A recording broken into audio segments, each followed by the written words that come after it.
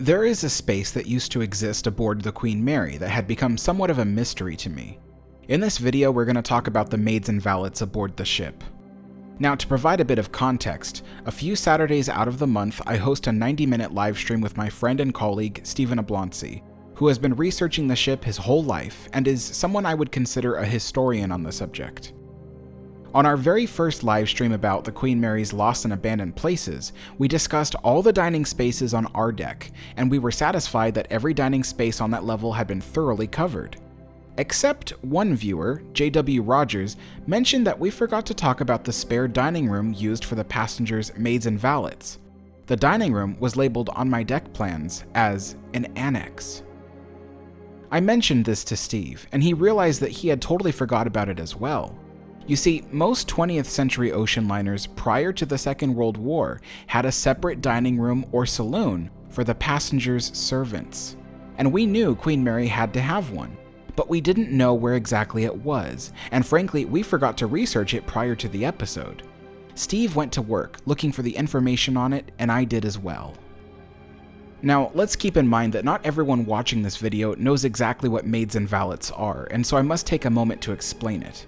Also, keep in mind, yes, you can pronounce valet as valet. Either one is correct.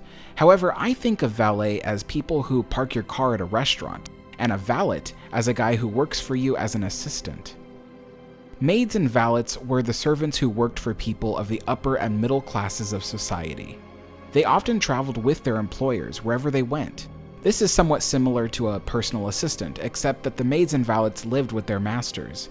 And so when the upper class folks would need to travel to another country, they would book passage aboard an ocean liner, not just for themselves, but they also paid for their servants as well. The servants usually had their own rooms to sleep in. I can't speak for every ocean liner, but on the Queen Mary, servants of first-class passengers often slept in a separate cabin. The cabin could be a small windowless room, referred to as an inside cabin, and it was next to or nearby the employer's room. Or they could be booked in second class and have to show some kind of pass or identification each day they reported to work for their master in first class. The more wealthy first-class passengers sometimes booked the suites on main deck, and these suites sometimes included a room for servants' quarters, and it was directly accessed to the main cabin with a door. Today, some of these small windowless servants' quarters are still in use as the more budget-friendly hotel rooms aboard the Queen Mary. These small inside cabin hotel rooms have their own toilets and showers today, but back then, if the occupant of the inside cabin needed to shower or bathe, they had to use one of the public bathrooms scattered around first class. My knowledge of how the maids and valets spent their free time aboard Queen Mary is rather lacking, because maids and valets are not a subject often covered or documented, so my research on that is still ongoing. However, what we do know is that while their masters would dine in the first or second class dining rooms on our deck, the servants would have to take their meal in a separate dining room. For this, Cunard created a small space adjoined to the main kitchen, just forward of the second class dining room on the starboard side.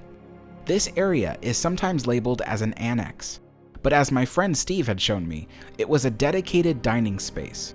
To get there, servants went down a set of stairs on B deck in first class. The room was nicely laid out with proper tables and dinnerware. It was decorated similarly to the second and third class dining rooms, and was paneled with blistered maple along its walls. Portholes along the hull let in natural light through frosted glass panels, but didn't offer views of the ocean, which is the same with all the dining rooms on our deck. The interesting thing about this dining room was that it wasn't only used for maids and valets, it was also considered a children's dining room. You see, for first and second class passengers, dining aboard the Queen Mary was a major social event. It was to be kept formal and cultured. This is why if a passenger knew that their child might be a distraction, then they would have their servants escort the child to the separate dining room for their meal. If the passenger was not traveling with a servant, then they could join their child in the servants' dining room themselves. But there is possibly a third option. Aboard Queen Mary, there were attendants that looked after children in the 3 nurseries. I don't know for sure, but it's possible that if a passenger traveling without a servant needed their fussy child to dine separately, then maybe one of the nursery attendants would be in charge of taking the child to the servants' dining room and tending to their meal. Again, I don't know for certain, but in these times, Cunard was known for their service of going above and beyond to accommodate their passengers. I wouldn't doubt if they had their own employees feeding the passengers' fussy children.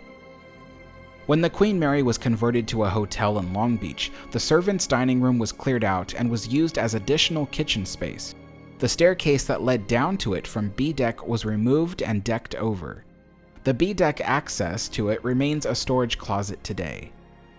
And that, folks, is the story behind the Annex, a room that was rather a mystery to me for a while, but with the help of a viewer and from my friend Steve, it's another secret unlocked aboard the historic liner RMS Queen Mary. Hey everyone, if you enjoy my content, consider supporting my channel by either signing up for my Patreon or my YouTube membership. This way, you can get exclusive perks in return. Now, in the future, I plan to take a trip to the UK aboard the Queen Mary 2 and film a lot of historic locations there so I can bring you all some new content. So if you'd like to see that happen as soon as possible, then you can support my trip by going to my GoFundMe page and donating to that. All the links that you need are in the description below. Thank you all for watching, and I'll see you all next time. Bye-bye.